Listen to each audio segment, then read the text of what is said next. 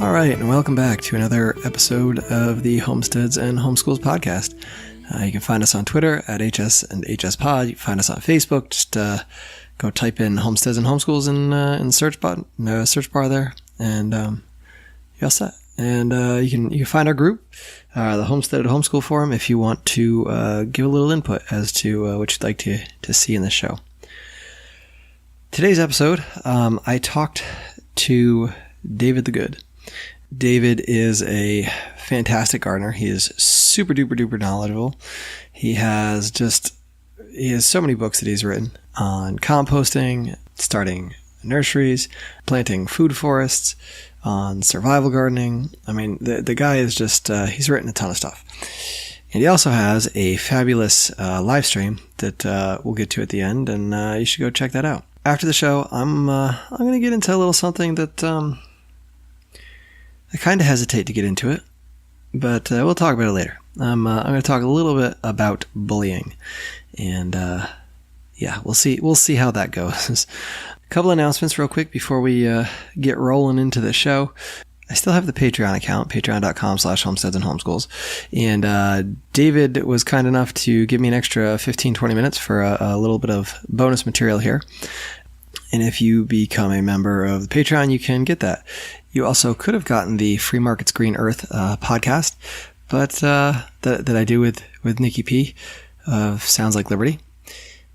But we decided to take that out from behind the paywall and release it to the public. So we are releasing episodes on Thursday. There was one out last Thursday. There's one out will be out on this Thursday. Go find it and subscribe and support the shows. So without much further ado, today is episode 17, which means you can find all the show notes at homesteadsandhomeschools.com/017. You will want that because you will want to get a hold of all of David's stuff. If you do nothing but subscribe to his live stream, you will be so much more knowledgeable than you are now. So let's go plant those Liberty seeds with David the Good.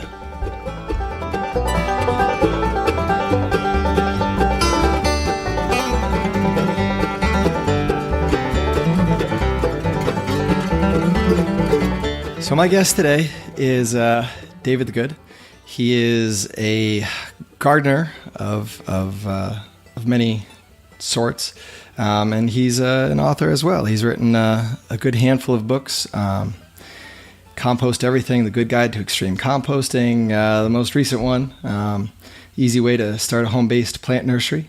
And so, yeah, we'll talk about that stuff and get into all the things that David is wrapped into. So welcome to the show, David. Thanks for coming on. Thanks for having me, Ben. I appreciate it. Yeah, no problem. So before we get going, I think you are probably the founder or the creator, I guess, of gardening thriller novels. Is that correct? Yeah, it's funny. A few years ago, I threw an idea out to a group of friends that I had. And I said, what should my next book be? I said, I've got a couple ideas. I'm thinking about a book on food forests. I'm thinking about a book on, like tactical gardening, how to grow death hedges in every climate. I said, I've got all these ideas. And one of my friends goes, you need to write a thriller. He says, how about Turned Earth, a Jack Broccoli novel? And I laughed so hard. I said, that is the dumbest and most brilliant idea simultaneously. So I went ahead and wrote it. And so I released Jack Broccoli, the first one in the Jack Broccoli series. Actually, the second one is already a quarter written. All right. And what most people think, is they go, oh, this guy's a gardening writer. He writes, Grow or Die and Compost Everything. It's all nonfiction. And they've read my articles at Mother Earth News or whatever else. And they say, when it's like, you're like, oh yeah, I love to listen to Jimmy Buffett's music. And then you're like, well, did you know that Jimmy Buffett is doing a cooking show? You're like, all right. I guess, I don't know, or so-and-so, did you know George Clooney wrote a novel? I'm like, I don't know if I care, so I think people are just looking at it like, oh, what the heck is this thing. But I actually hired an artist who lives in Japan to do pen and ink illustrations. I sent him like vintage Hardy Boys pictures. I said, pen and ink illustrations for the inside, just like this. So it's like this classic, it's like James Bond meets Hardy Boys with a bunch of bad gardening jokes thrown in. Yeah, it's one I don't have it. I have to check it out. I saw it on the back of the cover, and it caught my interest. I think anybody that pays attention to your live streams and stuff knows that I think you're a little more than just a gardener writer. Yeah, I wanted to be a rock star at one point. I wanted to be a oil painter, and I thought I would be a science fiction writer, and I ended up a garden writer. So, go figure. So how did that work then? Were you into gardening before you got into writing, or did the writing come first? I was into gardening from the time I was 6 years old.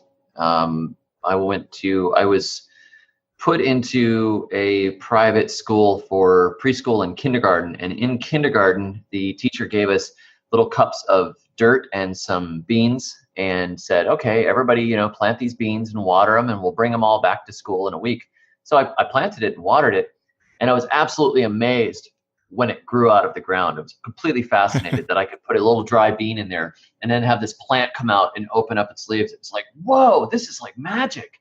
So I promptly dug into the pantry, and I dug into all of Mom's bags of dried beans, and I just started planting every seed that I could find, just filling pots full of sand in the side yard and sticking stuff in there. My parents were not gardeners. My dad had a nice lawn and he had well-maintained landscaping, but this whole like garden thing, I was just a little kid and I was totally interested in it. So the next year, they were actually going to make me repeat kindergarten because they said I was disruptive and I was not a good student and all this kind of stuff. So Mom said, well, forget that. I'll pull him out and homeschool him for a year, and then I'll catch him up and we'll put him back into school. Because, she said basically before I went to school, I wanted to learn everything and I was fascinated. But after a short period of time of being in school, I just started to hate everything that I was being taught, So she pulled me out. And I improved so rapidly once I was pulled out of the school that she ended up just homeschooling me all the way through. But that gave me a lot of time to garden when I was a kid. And because it was something I was interested in, my parents gave me gardening books and they gave me soil. My birthday, I would get seeds and shovels and gloves and all kinds of stuff. So it was something that I've been doing for a long time. And the funny thing is I liked the idea of having something written. I like the idea of writing a novel or writing anything, but I hated actually writing. It's like, I was not patient enough. I didn't want to sit down and type stuff out. It just was painful. And I was creative and I could write well, but Mom would say, all right, you need to write 500 words. And I'd be like, I don't want to write 500 words, period. My mom says I have to write 500 words, period. And I would just write things like that. It was just obnoxious because I didn't want to put in the hard work. But later, I got better at it, and I ended up getting a job as a writer when I was 18, writing advertising copy for a radio station. Nice. And, so it was kind of like I learned how to write, and it ended up being something I was doing for cash. And it ended up kind of being my career, that and audio editing and other bits and pieces, freelance work. But then when I actually the whole time I was doing all this writing, I wasn't writing about gardening at all. It was all, coming up next week, we're going to look at 15 ways to restore your marriage in 15 minutes. But before that, we talked to the woman who actually met a horse with 3 heads, and it's like, WKPS, or whatever it is. And that was the stuff I was writing. I was writing like bumper, garbage for radio. And so but the whole time I was gardening, and at some point, I think it was 2011, I said, you know what? I am going to start a gardening blog, and I'm going to write gardening stuff, and I'm going to connect with every gardener that I can find, and I'm just going to start writing gardening things, and I'm going to write every single day. I'm going to post something on this blog. And I figure maybe I'll pick up enough of an audience that I'll start writing gardening books. And that was my goal. So after a couple of years of the daily blog and actually making myself stick to it, my writing was way, way better from being forced to write for radio and then making myself write something I was interested in every day. It's really hard for the first month to do anything on a habit. But after that, Yeah, so I ended up a gardening writer. Nice. Yeah, it's funny when you force yourself to do things like that. You get better, and writing is no different. When I guess you were homeschooled then. Was that something that like, did you enjoy that? I guess growing up, once you got out and into the homeschool world and stuck with it, was that something that you appreciated, or did you kind of miss school at times? I never missed school. We lived down the road from a middle school, and I would avoid walking when all the kids were getting out of school because it was just like this big mob, and they're always shoving each other around and yelling at each other and knocking each other off of bikes and all that stuff. And I was just like, why would anybody want to be in that basically a war zone every day, Yeah. And the few, interactions, I had interactions with the public school kids because some of my friends were in public school, but they wouldn't get out, till like 2 or 3 in the afternoon. And I had already been done with school. We'd start school. My dad would read the Bible to us in the morning, and then he would go and he would work. My dad was actually a writer. And so he would sit in the back of the house and he would write in his office. And then we would do our school. And within, by noon, almost every day, I was done with the list of assignments. Just put the list of assignments in front of me and tell me what I have to do. And then I would tear through it as soon as possible so I could go plant radishes or catch lizards or whatever I happened to be doing that week. So I didn't miss it. No, and I didn't want to be in it. My wife was actually, she's a product of the public school system, and she hates it so badly. She said, I would never send any of my children into this. She still resents her parents for not homeschooling her. Hey, it's tough. It's tough. I think as we've gotten older, as I've gotten older, homeschooling has become a little bit easier in the sense that we have, the internet and all that stuff. But I can't imagine like my parents trying to do it, or I don't know. Just, you don't have all the resources, No, there was not much in the way of resources when my mom started. People pretty much thought she was nuts. She's like, well, I'm just going to catch him up. And then when I did so well, she's like, I'm never putting him back in an institution. I mean, it just did not fit. And if you stand out in a regular school, and the teacher says, all right, what class of organisms is such and such, and you say protozoa, and you get it right, and she goes, good job, Dave, you got it. Everybody in the class looks at you and goes, teacher's bad. Yeah. Teacher's bad. I mean, if you succeed, if you stand out, you're immediately like the target of everybody else. You can't just interact with the teacher and ask them questions and build, no, everybody's got it in for you and wants to shiv you as soon as you turn around. And if you're at the bottom of the class, if you've got some learning disabilities or something like that, or you look a little different, or you have cerebral palsy, God forbid, or something like that, you're just a subject of ridicule and beatings. And so it's basically yank everybody into this weird middle mob, and it's not good for anybody, I don't think, Yeah, it's it can be very unhealthy at times, for sure. But so I guess you guys homeschool all your kids then, huh? Oh yeah, absolutely. I mean, we need the farm labor, first of all, so we couldn't afford to send them away to school, They got to be out there digging potatoes.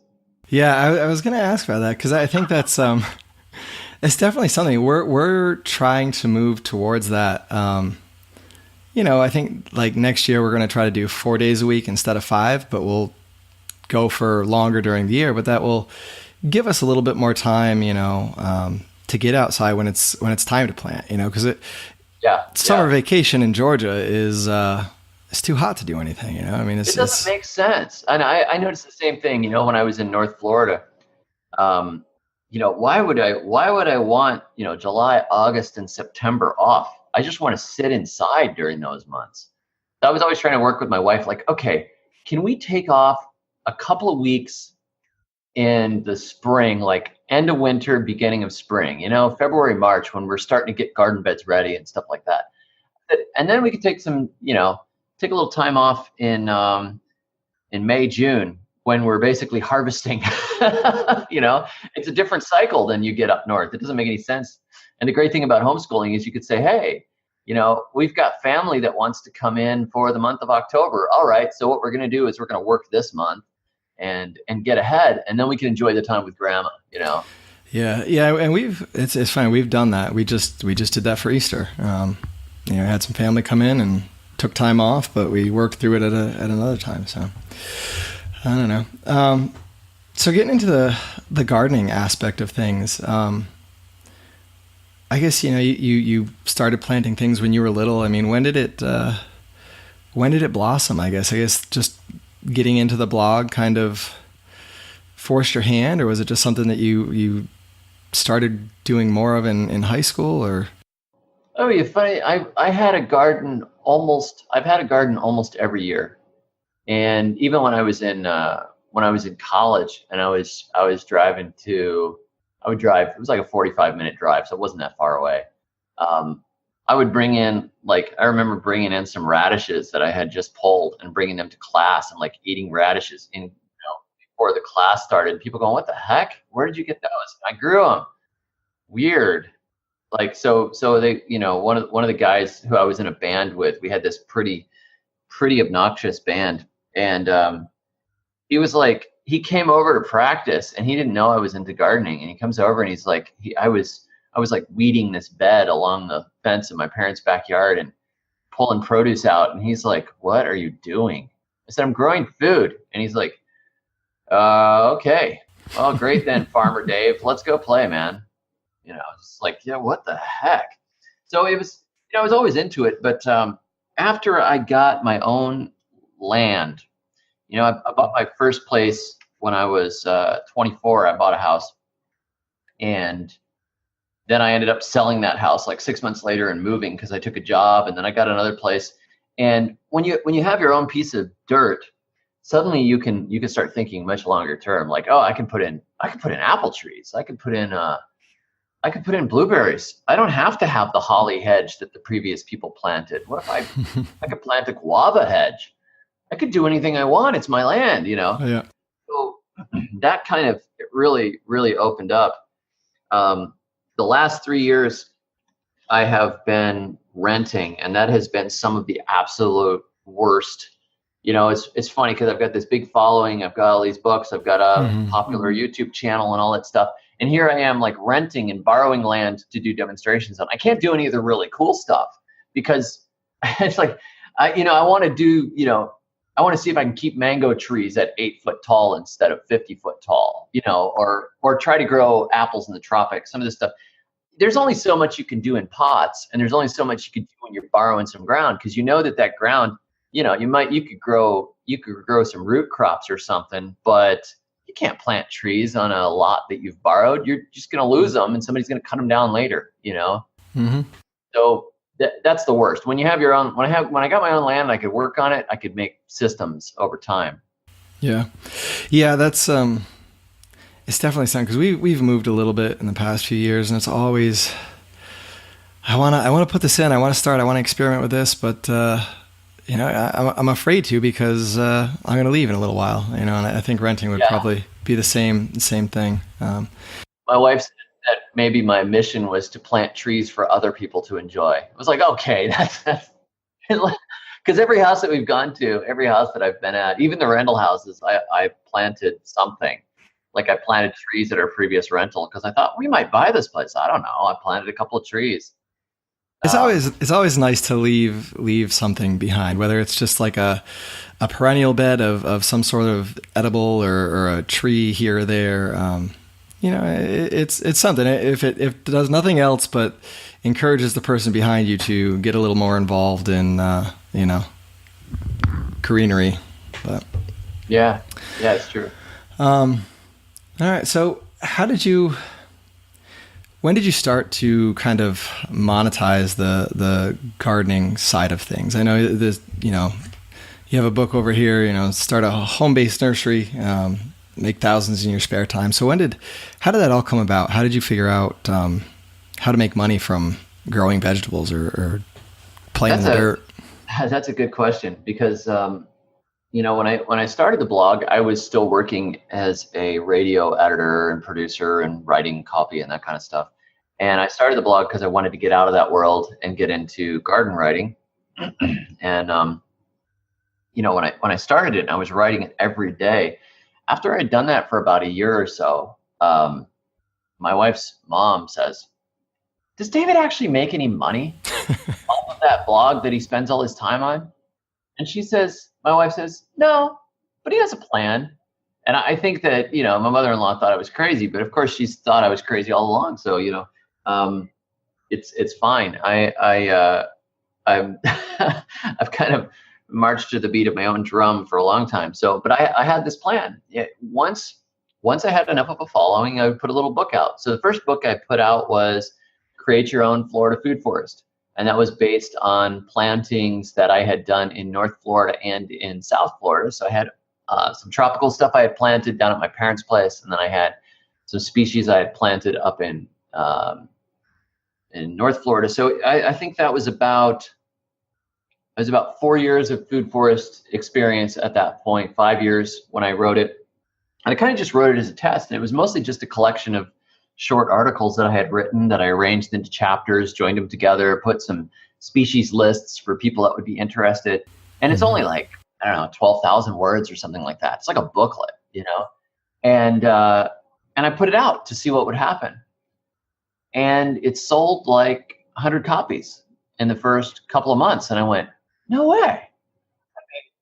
I made $200, It was like, okay, all right. Now I have proof of concept. I know that I have enough of a following. There's enough of people that enjoy reading what I'm doing and seeing what I'm doing that if I put a little book out, I'll at least sell some. So now I need to write more. So I had been kicking around the idea of Compost Everything, the Good Guide to Extreme Composting. And a friend of mine had just started a publishing house within the previous year. And that's Castalia House. And so Castalia House had been launched, and they published mostly philosophy, science fiction, fantasy, and some history and that sort of thing. So it was I was outside of their range.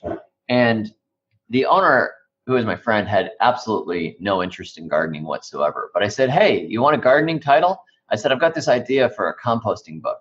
And I thought, if I go with this publisher, it's going to reach a completely different audience than I'm reaching just on my blog. And so he said, yeah, what the heck, whatever, we'll just publish it. And he was really unenthusiastic, but they laid it out and they got the graphic design done for me, and he hired the cover artist, and they put together this nice book. And it was published, and it became a bestseller in its category when it was released. And like their list of people who were kind of outsider, different type of people, sci-fi readers and history readers and stuff like that. It's a different group, but a lot of people are into homesteading. And the publisher was completely surprised that it took off. And he said later, honestly, I just did it to do you a favor. I figured I would publish it. I didn't expect it to take off. I find out later, he really, really didn't care about this book. But it took off. And then he writes me and he goes, can you give me 4 more? Yeah. So I'm actually up to number 4 for Castalia House at this point. But at the same time I was writing the Compost Everything book, I was also working on Totally Crazy Easy Florida Gardening. And that one I figured I would publish myself and just use Amazon's CreateSpace to publish it. And it would be basically the results of my years of killing plants in Florida and figuring out which plants didn't die. Because if you want the easiest garden, you have to grow with the climate. So you want the plants that grow for the least amount of work. So most amount of food, least amount of work. That was my philosophy. And to find out what happens that way, you have to plant different things every year and see what dies and what grows. And then you replant the stuff that grows. So basically for years, I've been doing that in Florida. And I said, here's an idea for a book. How about most amount of food, least amount of work? And I killed millions of plants, so you don't have to, something like that. So I wrote that book and I self-published it, and it was successful as well. So just on from there, it's been a matter of releasing. I try to release at least a couple of books every year. I started a plant nursery at the same time, which is what launched that the plant nursery book that I wrote. And that was a side cash business as I was getting established. And I closed out my work for Radio People, and I said, I'm just doing this homesteading thing full time. And we got our house debt free, which it took me 10 years to get debt free, but finally debt free, no mortgage on the house that we had in Florida. And so that allowed me, at one point we were living on like, $1,200 a month, feeding the family on that and everything. And so it really helped that I was growing a lot of food. Right. And I was just killing it, writing posts and sending emails and writing books and just trying to get stuff out there. So it was a long process of monetization. I'm not really like a hard sell marketer guy. I like to have kind of more of a relationship with people. If somebody writes me, I write them back. I don't try to sell them stuff all the time. I figure if you have something cool that you figured out and you tell people about it, it's way different than just selling something because you were hired as a salesman. Like if I dig a restaurant and I'm like, dude, you got to check this place out. They kill the cow at your table. It's so cool. You're like, no way, that's crazy. Okay, I got to go to that place. That's that's interesting. I tell you because I like it. But if I've been hired by McDonald's and I want to go have, I want to like pass out McDonald's coupons everywhere and try to explain to you why, McDonald's healthy options are not better than Taco Bell. It's like, oh, whatever. You're just hired by McDonald's. You can tell. It's not a product for sale necessarily. It's this idea, it's this concept, and it's knowledge. It's knowledge, and that I don't know. You can't really, I don't know, sell knowledge. Somebody has to want it, So yeah. But so this nursery things, I stumbled across that one, and it was really, I thought it was very very interesting. And that's something that I don't know. You just kind of fell into that? Did you? I mean, you just laid it all out and said, I'm going to try this. I'm going to try selling some plants, or was it something that you kind of? Oh, I was scared. Like for years, I was like, I don't like anything where I have to have government inspections and all this kind of stuff. I just don't like having to do paperwork. I get nervous every tax season. I'm like, I hope I got everything right. I don't like filling stuff out. I'm not very good at it, and I always assume, I hope I didn't make a mistake somewhere or do something I wasn't supposed to. Mm-hmm. So this people told me for some years, like, you should start a nursery. It was like probably be 3 or 4 years of people telling me that before I actually started it, because I was buying so many plants for my yard in North Florida, and I was propagating a lot of stuff in the backyard, starting things from seed and starting cuttings, and so I was doing a lot of that stuff. But I was like, I don't know. I mean, the USDA, like, they have to come to my yard and inspect it. I don't know. It just seems like too much paperwork and trouble. But then I just went ahead and did it because I just felt like I needed another source of income, and I wanted a business that was outside of, I wanted a local business that was like off of the digital world, because it's one thing to sell books on Amazon, but Amazon won't last forever. Amazon can change their terms of service at any point. YouTube can demonetize you, but if you have a local business with something that people want or need, that's really valuable. And there's a lot of people that are selling ornamental plants. So my niche was perennial vegetables and fruit trees and berries, or useful or medicinal things. So my main people that I sold to were edible food gardeners and preppers / survivalist types. Like I would go install orchards for people that were pretty convinced that the entire world is going to collapse. And they're like, I want long-term food. And I would plan it out. It's like, okay, you want nuts, olives, for fats, we've got to make sure that you have extra forage for your animals. Let's put in some perennial vegetables. Let's get in some high calorie crops like cassava, yams. We could put in a hedge up here so you have like a ton of antioxidant rich berries. We could put in elderberries to fight the flu, and so we would just like plan out, what are you looking for? And let's do it, And it was a lot of fun because everybody's got their own kind of vision for what they want in their yard. And you're kind of the guy that makes the dreams come true. Like, I'll find that plant for you. I'll see if I can get that one for you. Oh, you want a different kind of apple that nobody has? Check this out, It was a lot of fun. I was actually very sad to sell my nursery and close it when we left the U.S. That was a hard one to give up. Yeah. So I was gonna ask, is that so I know you mentioned that you sold it in the book, but I wasn't sure why. Is that why you sold it then when you guys were leaving?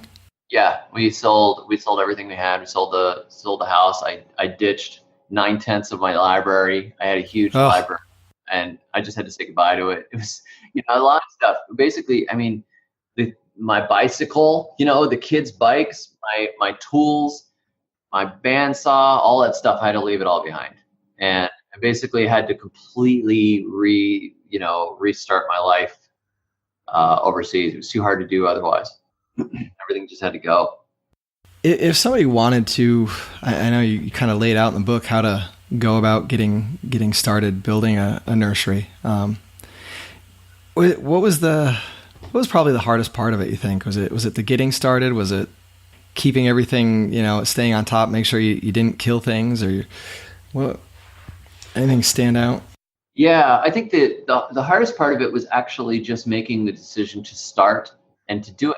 To call the extension office and say, what do I need to do to start a nursery? Because you keep throwing things around in your head and saying, I'll do it tomorrow. One day I'll start a nursery. And you just have to start the process. So I called the extension office. I found out the inspector that I had to call to get a nursery license. I found out what it costs. It's $25 to get a nursery license in Florida. It's like nothing. They just want to inspect your yard, make sure you don't have invasive plant species that might be spread all over the place. They want to make sure you don't have any plants there that have diseases on them that could be spread around the state, that kind of thing. It's really not hard. But for me to just knuckle under and do it, I had to figure out the paperwork, whatever. And I had a media company, so I had to incorporate a nursery. So in order to do that, I called my accountant who had put the media company together for me, and I said, I want to start nursery. It's Florida Food Forests. What do you recommend we incorporate as? And she said, S corporation. Make it an S corporation. She says, and make sure that anything you buy, if you buy a trailer, if you buy plants, whatever that stuff, you've got to count it all as expenses. I'm like, okay, I can do that.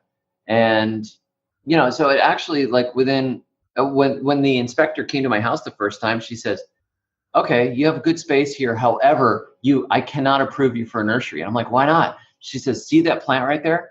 I'm like, the grass? She says, that grass right there. She goes, that patch of grass is Kogan grass. She says, that's one of the worst invasive species through the South. She says, that has to be out of here. She says, Roundup it. And I'm like, can you get rid of it by tilling, or can you get rid of it with a method? She's like, I don't care how you get rid of it, but if I see it here, I'm shutting you down. I said, okay, all right, fine, no problem. So I got out there and I started pulling it. And like every time I pulled it, more of it just kept showing up. And it took me like 2 or 3 weeks of fighting with it. And I was like, screw it. And I bought some Roundup. It's like the only time I've ever Roundup anything, except as an accident when I was a kid, when I mixed it up with something else. But I rounded it up and killed it. And then, really all you need is a little space to put some plants. You can use a back patio and start a plant nursery. And if you figure that, like, you got a fig tree in your yard, you go and you take cuttings off of the figs. They're so easy to start. You stick a bunch of cuttings in pots, and then a couple of months later, they start to grow.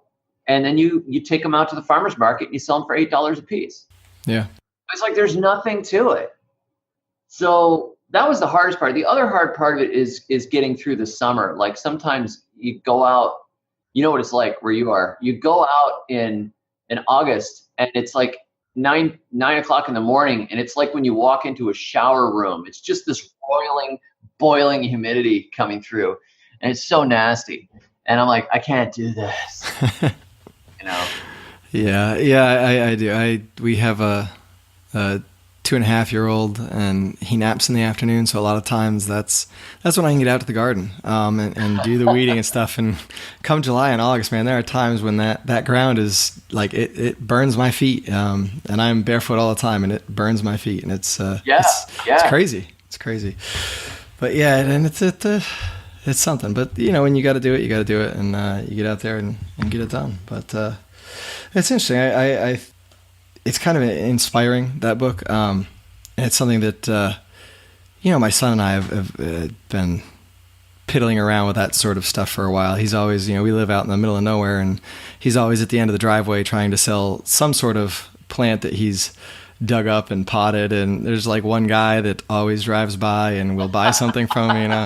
I feel really guilty and bad. Like I should give this guy, his money back. But no, that guy's getting a blessing from helping a kid. You just give him a thumbs up. It's like, it's awesome. I used to enjoy, giving away plants to kids when I had my nursery. Sometimes like a woman would come and she'd be like, "Oh, I love these plants. I just don't have any money this week." And I would just give it to her and say, "Go ahead and take it." And she's like, "Oh, I don't want to take it without paying." And I'm like, "Don't worry about it." I said, "It's a gift." I said, "Oops, I just lost that plant. I guess you better take it and put it in your car." I said, "Don't worry about it." I said, "I'm just glad that you're gardening." And then what happened? And it was a week or two later, she would come back and buy like 10 things, or she would bring 5 of her friends. And, if a little kid is interested in plants, most kids just walk right past and they don't pay any attention. They just they don't see plants. It doesn't, if you had a table full of toy guns, man, they'd be all over it. But plants, it's like, whatever. So the occasional kid that was interested in plants, I remember being that little kid that was interested and having older people give me seeds and cuttings and stuff like that. So I would just give the kids, seeds or a plant or whatever else. And sometimes they'd be like, they go back to their parents would come over and like, "Did he just take this from?" I was like, No. I gave it to him, and they'd be like, "Oh, that's so nice of you, and whatever, So I figure one of those kids is probably going to grow up and be like me, They're going to be like, "I remember this guy when I was a little kid and he gave me a plant, got me started, like my teacher who got me started growing beans in cups when I was 5, If only they knew what you would turn into, but right. Yeah. So, and in your book there, you mentioned that you'll have another one coming out, or you're working on one about propagation or cuttings, or. I actually, 2 days ago, Free Plants for Everyone, The Good Guide to Plant Propagation, was the final edited first draft was sent over to the publisher along with the illustrations. I actually did some pen and ink illustrations for that one because some of the propagation stuff is too hard to just explain. You have to show it. Like how do you explain a cleft graft? Well, you kind of cut this one and then you cut a triangle on this one and then you stick. No, you got to draw it. As soon as you see it, you know how to do it. But so it took me an extra couple of weeks to draw illustrations for it, but I'm very happy with how that all turned out. And I've been told that it'll probably be out by the time you put this live. It's supposed to be out tomorrow in ebook version, and then that will be followed probably a month or two later by the paperback. So it's coming very soon. Free Plants for Everyone: The Good Guide to Plant Propagation. And where will that be, on Amazon? That'll be on Amazon, and it will be on the Castalia House website. And of course, my own website, I'll put an ad up for it at thesurvivalgardener.com. All right. And I'll throw links to that in all the show notes. But yeah, that was something that I read that I was like, oh, that'll be good. Because some of them I can get to go. Some things I can get to root and to take, and some things it's a little more difficult. But I think it's so interesting, all the different techniques that are out there, and the fact that you can, cut a branch and throw some dirt around it, pack some dirt around it, and get yourself a tree in a little bit like that. It's like mind-boggling, Crazy. It's crazy how it works. And for some of the illustrations, I actually went outside and did some grafting, and I did some what was I doing? Air layering, and I did some split vein leaf propagation. The kind of stuff that I don't normally do. I normally just stick cuttings or seeds. But I was like, you know what? I want an ackee tree. I want to grow an ackee tree. It makes a really cool fruit, and it's poisonous until it's opened. So you can compost your enemies or whatever. But my landlady has a tree, and I said, can I propagate this thing? And they don't start apparently at all from cuttings. But if you strip off a little piece of the bark on a branch, put a little rooting hormone on it, and you wrap a bag of dirt around it, it will root out of that wound in the branch. And then about 3 months later, you can saw the branch off below where it grows the roots, put it in a pot, keep it watered for a few months, and then there you go. You've got one. And so I said, okay, I'm going to do this. And it's a good excuse to, I'll film it. I'm starting to learn. I took pictures of it so I could draw an illustration for my book. But I also filmed it when I did it. So in 2 or 3 months, when I go back and check it, if it worked, I will film a concluding video and I'll put it together. So it'll actually be like a 3 months time lapse kind of a thing where, here I'm doing it. And then I'll put a 2 months later or 3 months later, and we'll open it up and we'll see what it looks like and we'll pot it up. And now I've got a video that I can go on YouTube as well. And that will be out after the book is out.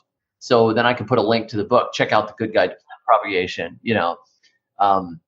and then I can turn around and write an article for my blog and post the video in it and post a link to the book. So I'm getting it in video and put it in the, illustration in the book.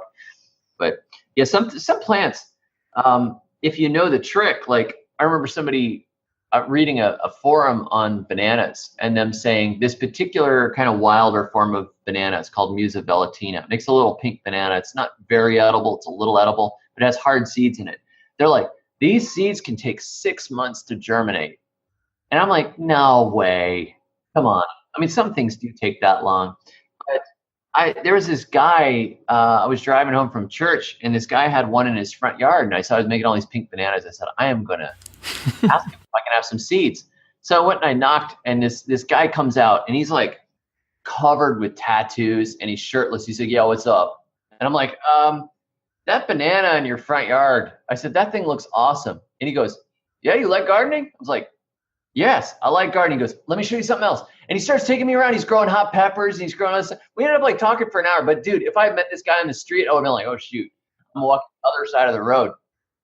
But anyhow, he goes and he says, hey, take a few of the fruits. He goes, let me know if they grow. He goes, I didn't try growing them from seed yet. And I was like, okay, cool. So I took them home, and I look at these little seeds, and they're about the size of buckshot. And I said, you know what? They probably have a dormancy to them. They probably need the seed coat to be nicked or burned off or something like that. Right. So I took a file, and I filed into the side of each seed until it opened, just so you could see the white of the inside. That's where the embryo is. And then I stuck them in water, and they soaked in. Suddenly they absorbed the water, and I planted them in a little flat on the porch. And 2 weeks later, I had a dozen of them popping up. So you basically have to get through the dormancy. If you just put it in the ground, it's going to sit there until that seed coat gets compromised and rots through and maybe sprouts, or it may just mold inside of it and die. So what you're doing is you're like, I'm going to tell this thing it's time to grow. I'm going to let the embryo soak up all the water, which will break it out of its stasis. It's like a little stasis pod, like Star Trek, Khan is shooting through space ever since the genetic wars or whatever. Suddenly somebody pushes the button on the side and wakes him up, and he takes over the Enterprise. That's what you're trying to do with the seed. You got to figure out what wakes them up. Yeah. We've I found that with most of my seeds, when I put them in the garden, I'll soak them for a day before and just get them jump started a little bit, or morning glories and stuff. Nick those guys and soak them. That's right, just like morning glories. And I don't understand why people don't just do that. Like automatically, if you've got a hard seed coat, just nick a hole in it. I mean, it's not going to hurt it. You're just going to open it up. It's going to shed that seed coat as soon as it sprouts anyways. All right. I think that's all for now. I appreciate it. Where I know you mentioned a couple websites earlier. Where else can we go to find your books or your live streams or your all that good stuff? You can find me on YouTube by looking for David the Good. You just look for the tall, dorky-looking guy with lots of gardening videos. That's me. And if you want to find my regular daily blog, that is thesurvivalgardener.com. And I think I'm also on Instagram, but I don't really see the point of Instagram other than just posting pictures and try and send people someplace else. I don't quite get it. I'm not really like a vegan fitness blogger or something like that. I don't know. I've heard I've heard a few people say that Instagram is really good at directing traffic to like monetize it. I have yet to figure that out. I mean, I've not monetized anything yet, but yeah, Instagram. I think you have to be hot first. I think that helps. I'm starting to think, I think the mustache will probably count me out of that, but All right. I'll put all those links in the show notes and send people your way, hopefully. Fantastic.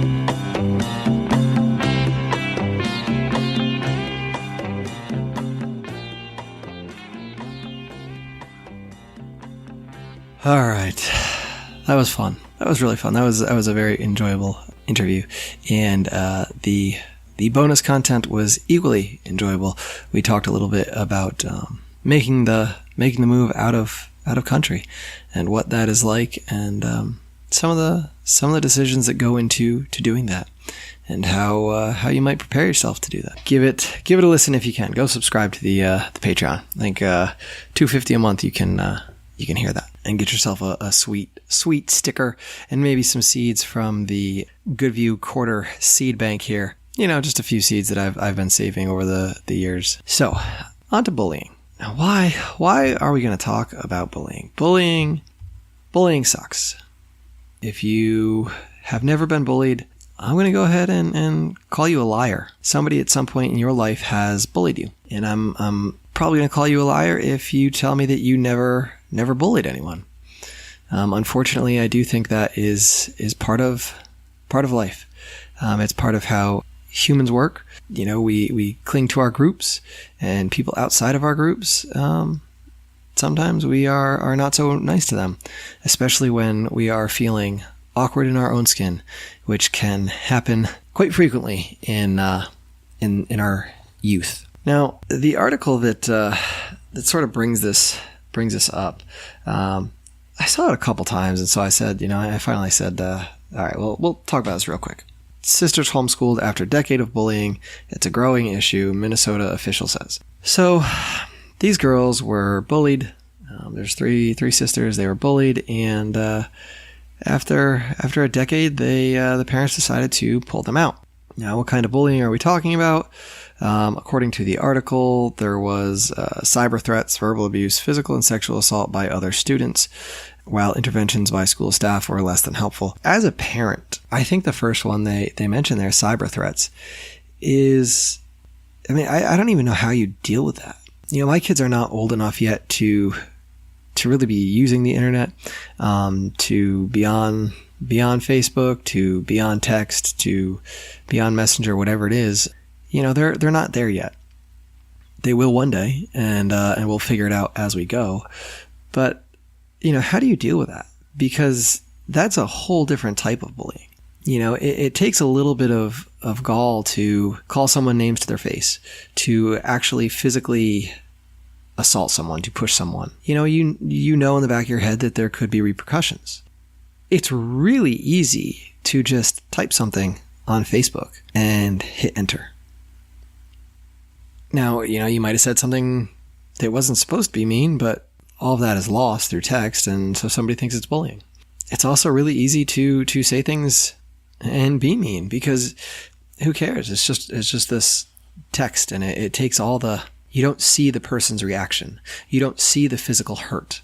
You don't see the emotional anguish from this bullying. So I really think that is a big issue, and I don't know, how we deal with it. But when you get to the rest of them, verbal abuse, physical and sexual assault, I don't know these people. I don't know why they would lie in an article, but sexual assault, I kind of question. You would think that there would be a lot more that happened if there was something like that. If sexual assault did occur, you would think that the school would be much more active in taking care of the issue, and they weren't. So, I don't know. But, when you get to the whole verbal abuse, physical abuse, that's what kids do. I hate to say it, but I think to some degree, that's how you figure things out. That's how you can figure out social norms.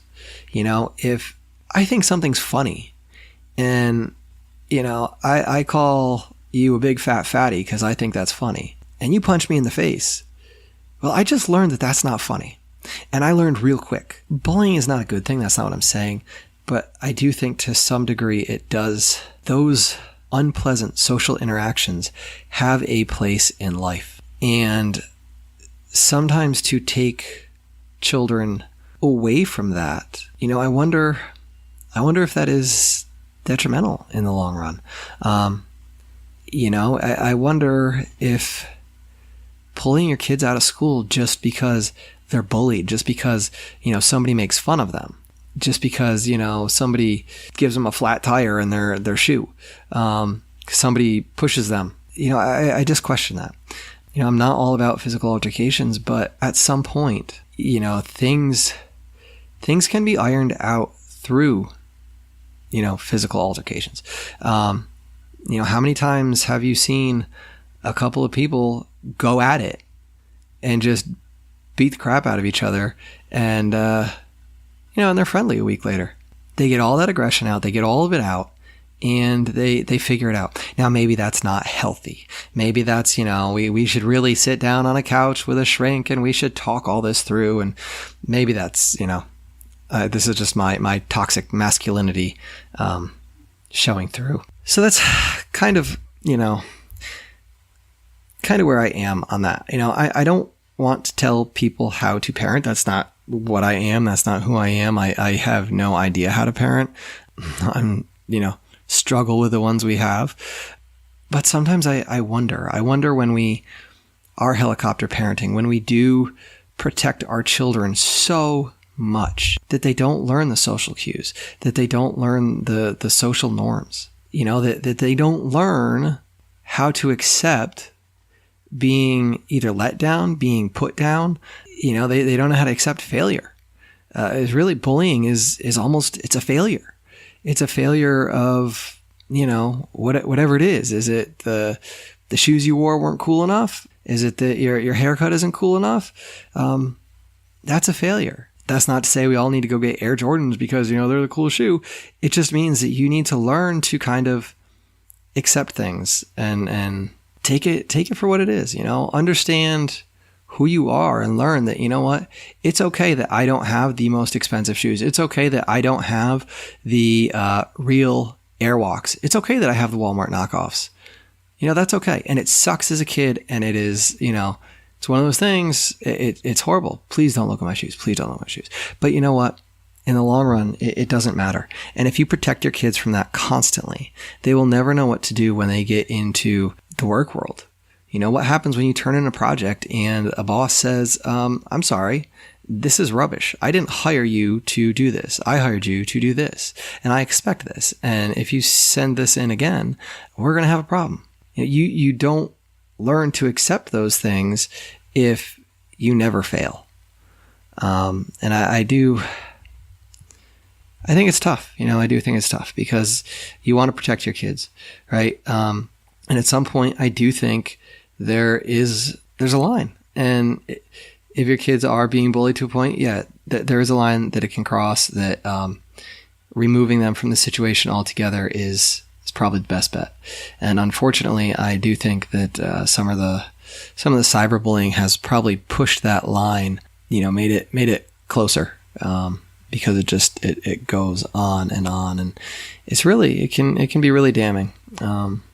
It can be hurtful. So that's my rant on that. I don't know. I can go back to the article, and I do think these girls were probably they got tripped, they got pushed. One girl broke her glasses. And I do think that there was an issue there.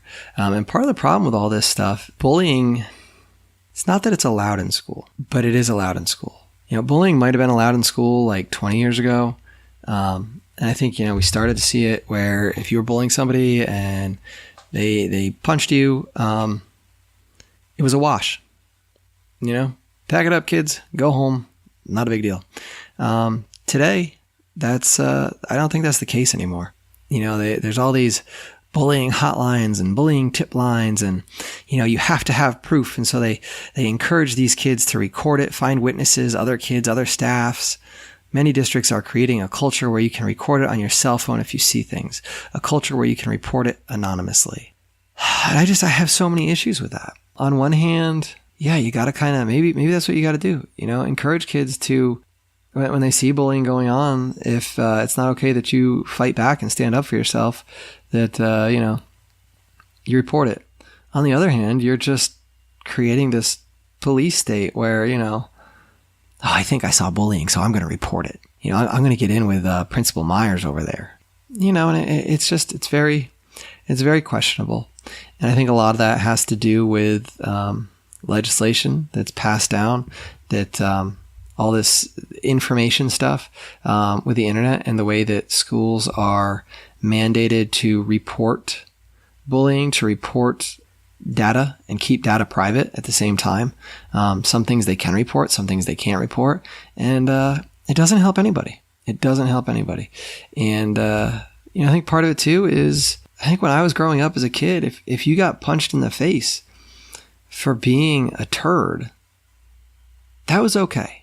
Like, your parents would be okay with that. Maybe not all, but I do think there was a, 50 years ago, it's okay. That's okay because you learned. And now, if that happens, parents are in there.